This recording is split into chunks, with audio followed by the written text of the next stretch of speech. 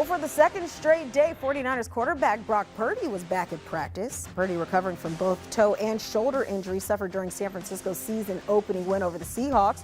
Opposed to just the starter, both Purdy and backup quarterback Mac Jones spoke with the media on Thursday. Here's Purdy on his progress from his injuries. Yeah, I mean, exactly that. It's been a day-to-day thing this week, and I feel like I'm happy with the progress that I've been making with my foot and toe, and so more than anything, it's just going to be a day-to-day thing on how I feel.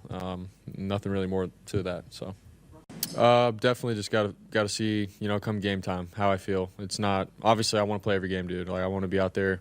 We only get 17 regular season games, and every game matters, especially a divisional. Going against Cardinals. So if you ask me, I'd love to, but I mean I'm trying to be smart with my body here, but you never know. We'll see when the game comes.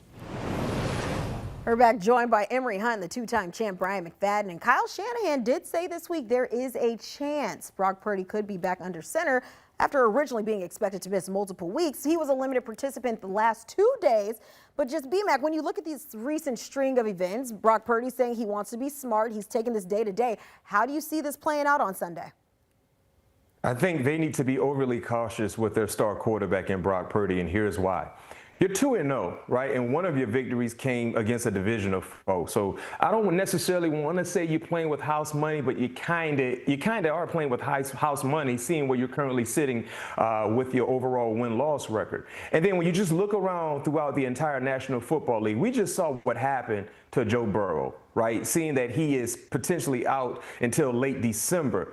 If you're the San Francisco 49ers, you want to make sure your quarterback is ready to go. Right? Not just mentally, but physically as well. So just hearing that he was a limited participant in practice so far this week, I don't think he's quite ready to go. And if you force him into action, he might have a setback that could linger for a longer period of a time compared to where he currently sits. So me personally, Emory, if he's not ready to go, if he can't give you a full good work day, getting ready for this game against the Arizona Cardinals, sit him out 1 week, one more week, and get ready for the next week. I totally agree, because at the end of the day, we watched the Arizona Cardinals front seven do a great job in bringing down Bryce Young last week with the Carolina Panthers. And if you can't get out there and play your game, which is predicated on mobility, then it'll be tough for him to get out there and be Brock Purdy in a situation where he's not 100%. Mac Jones did well enough against New Orleans.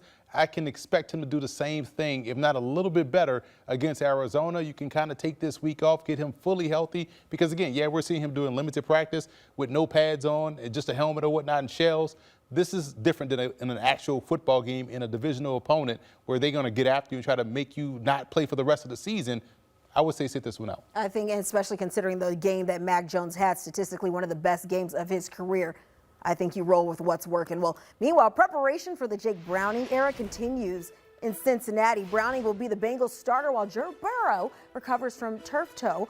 Browning started 7 games for Cincinnati in 2023 after Burrow tore a ligament in his wrist. After practice on Thursday, Jamar Chase talked about the confidence the team has in their new starter. Yeah, I think pretty much everybody in the locker room is pretty confident in Jake. Jake's shown what he could do.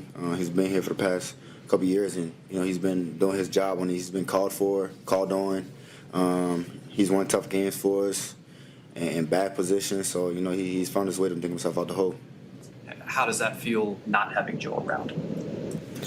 I mean, it's definitely different. I mean, your star quarterback is not in the room every day. You know what I'm saying? Of course, it feels different, but it's a part of football, man. It's something that every team goes through.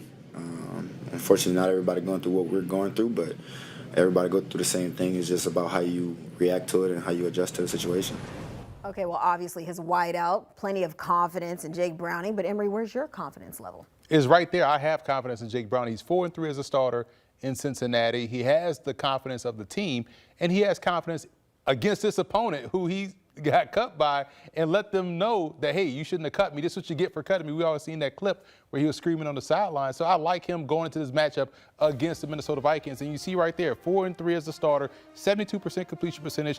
Obviously he needs to cut down on these interceptions. He has 7, but at the end of the day, I like how he was thrown into the fire last week against Jacksonville, threw an interception, and then brought that team back and scored the game-winning touchdown. So I like that for him. I like this for Zach Taylor, the head football coach. I like this for the Cincinnati Bengals as a whole. Yeah, I'm right there with you, Emory. I have confidence in Jake Browning being able to jump in and weather the storm and make the necessary plays because, to Keanu's point, he started a handful of ball games in 2023 and played fairly well. Now, when you look at what we saw last week, he kind of was forced into action, not getting a full week of prep as the #1 guy at the quarterback position. So I look to see him be more comfortable this week, knowing that he is the starting quarterback. He's received all the reps that he needs to receive for him to be at his best. And then also, too, when you look at the luxury that he has at the pass-catching position and who he's throwing the football to, that should help him as well make plays, even though he's playing against a very, very feisty, aggressive defense in the Minnesota Vikings. But like I said, we've seen him play good football in these situations before. I wouldn't be surprised to see the same thing. A backup walking into a luxury of riches, maybe not the same situation on the opposite side of the field for the Vikings, but there's a familiar face returning to Chicago on Sunday. Former Bears head coach Matt Eberflus. He's going to be on the opposing sidelines as the Cowboys defensive coordinator. Eberflus became the first Bears coach to be fired during the season after going 14-32 during his tenure in Chicago. On Thursday, he downplayed the significance of his return. In terms of going back to Chicago and playing with our fellas there and all the guys, we're keeping the process in our preparation the same as we always do, and I'm always grateful, and have much gratitude for my whole coaching career, so I always look back at everything, how you can learn, how you can grow, and get better and improve, and that's the biggest part of experience. There's always hard moments. In coaching, you always are disappointed when you lose, and because you put so much into it. The players put so much into it, and you're most disappointed for the players. And and then once that settles in and you work to the next day, the sun comes up and you move forward. You learn, you grow, and you keep going. And that's what true grit is, right? And that's what we're all about. What do you think the reaction is going to be Sunday? I haven't thought about it. He hasn't thought about it. Lies. 14-32 record in Chicago. That's the third worst winning percentage in Chicago Bears history. But I want to be honest, Chicago hasn't been dealing with their share of struggles. But B-Mac, he said he hasn't put too much thought into it. Do you believe him? Yeah, I honestly believe him because, unfortunately, it didn't work out for either side when Matt Eberflus was the head coach there in terms of wins and reaching the level of expectations that many had for him throughout his time there in Chicago. But one thing we can say, it wasn't like he left on bad terms.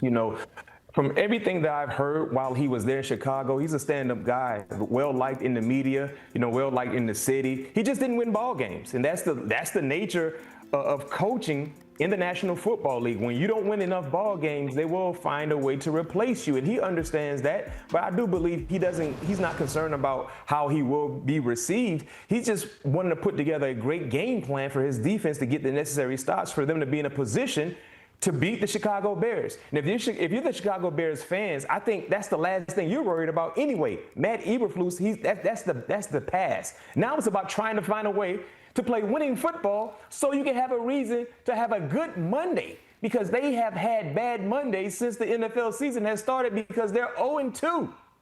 0-2. So I think that's more of a concern than anything. If you're cheering for the Chicago Bears, you're not worried about Matt Eberflus. You're worried about what type of product will be on the football field, because those fans are tired of having drunken Mondays since the season has started.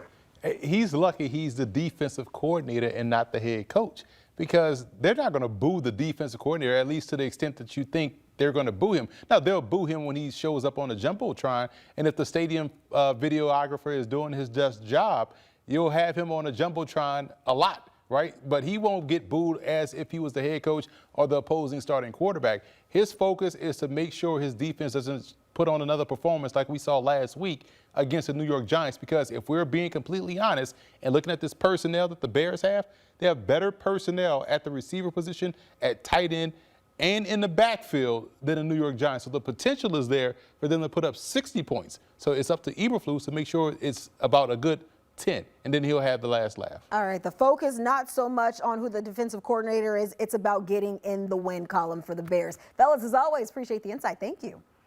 Well, coming up Sunday on CBS, we have a 6-pack of must-see matchups. First at 1 p.m., it'll be Jake Browning and the Bengals. We were just talking about this matchup, taking on Carson Wentz and the Vikings. Aaron Rodgers and the Steelers paying a visit to Drake May and the Patriots. 2-0 Colts, led by Daniel Jones. Indiana Jones squaring off against Cam Ward and the Titans. And then at 4:05, Justin Herbert and the Chargers facing Bo Nix and the Broncos. You can stream all the action over on Paramount Plus.